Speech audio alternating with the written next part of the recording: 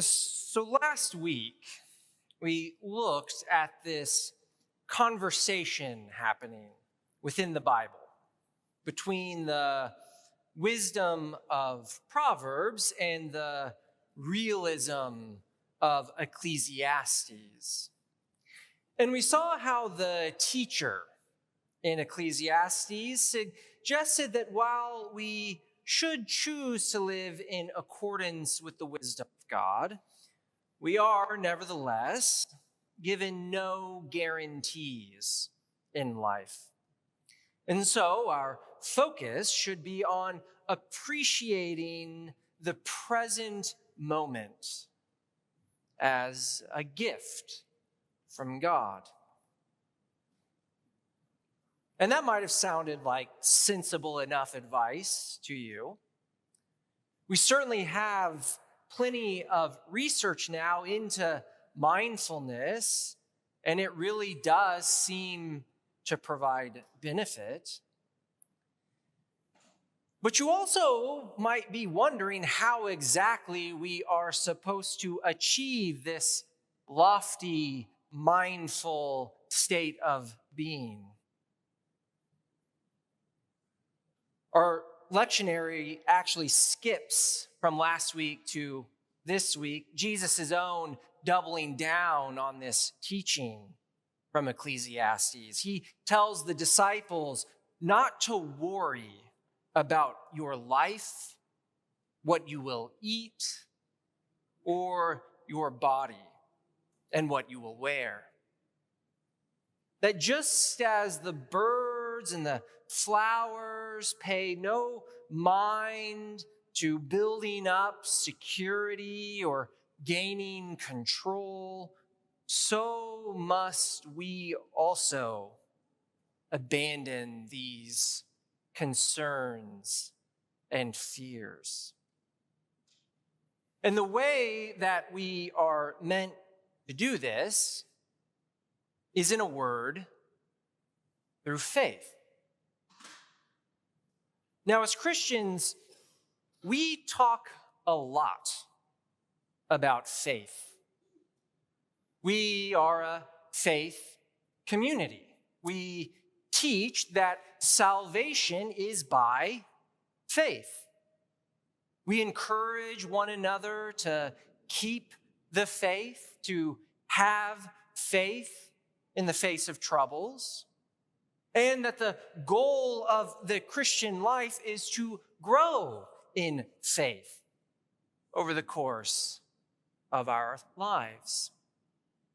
This idea of faith is absolutely central to what it means to be a disciple of Jesus.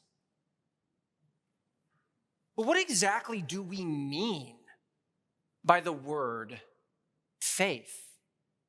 What is this thing that is so central to our spiritual lives? Well, luckily for us, the author of the letter to the Hebrews gives us a working definition.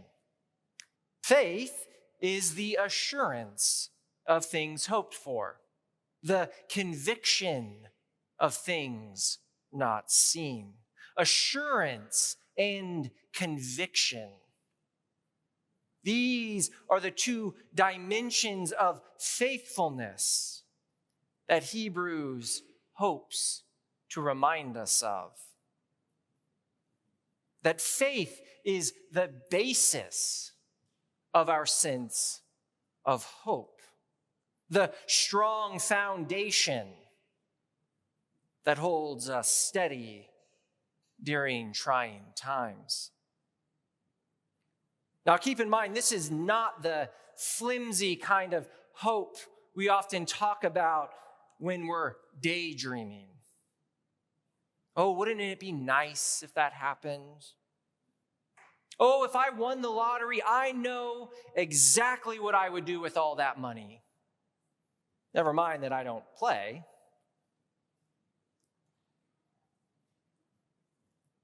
This faith that we are talking about is really a future-oriented hope.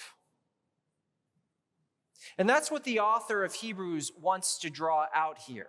Life is full of challenges that can weigh us down. The teacher from Ecclesiastes is right. We all have hard days. That original fire of conversion, it starts to cool. But that's exactly when faith really begins to shine.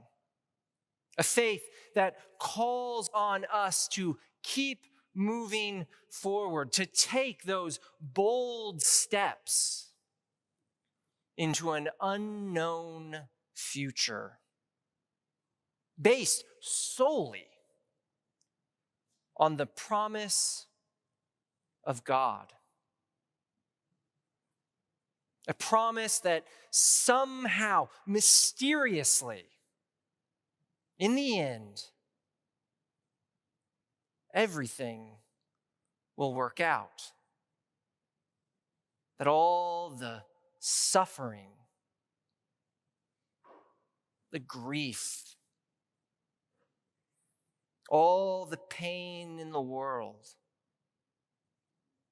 all of it will be taken up in the hands of God and redeemed. That's the kind of faith that saves souls.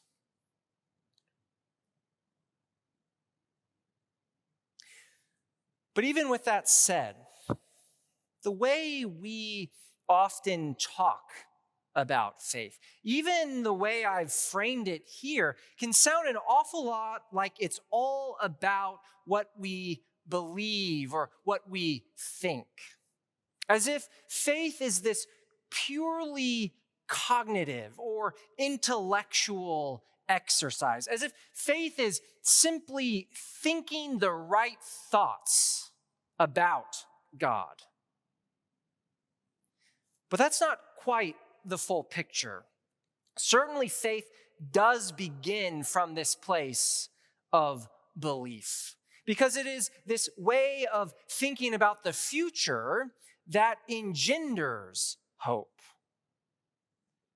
But it's not the whole story, because there is a purpose to this gift of hope, this belief in the promises of God, a purpose to this way of life informed by faith. Because it is only in response to this hope that we could ever live the kind of life that God calls on us to live. It turns out that we can live both in alignment with the wisdom of Proverbs and take account of Ecclesiastes because of what we believe about the future. We can truly pay attention to the present moment because we know that God will take care of the future. It turns out how we think informs how we behave. And also how we behave informs how we think. That's the whole point of this example of Abraham and Sarah. The author of Hebrews explains that they travel to a foreign land based on the promise of a hope for future. It is out of faith that they are able to leave behind their old lives and everything familiar to them. It is what they believe about God that prompts them to embark on this journey, full of danger. because they know that it is a journey that leads them into an ever closer relationship with God.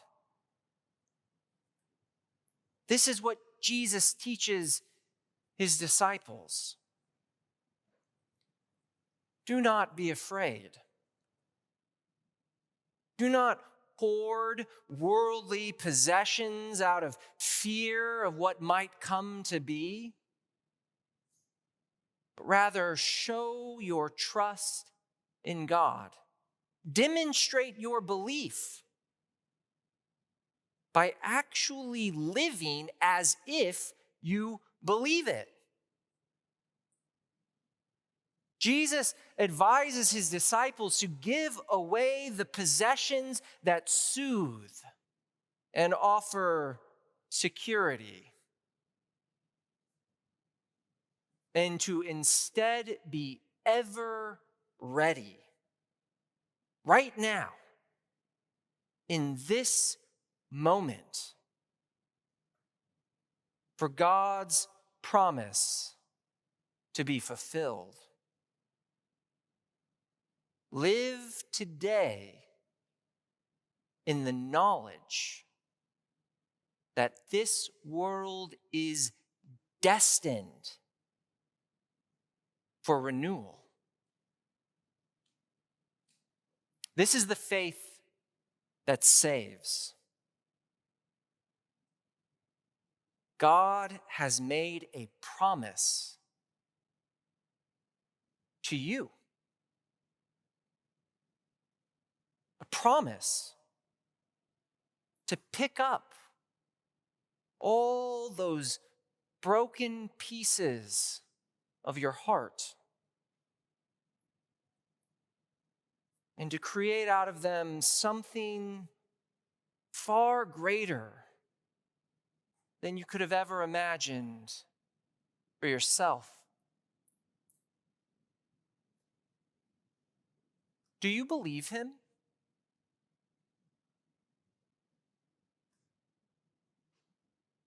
Are you willing to stake everything on that promise?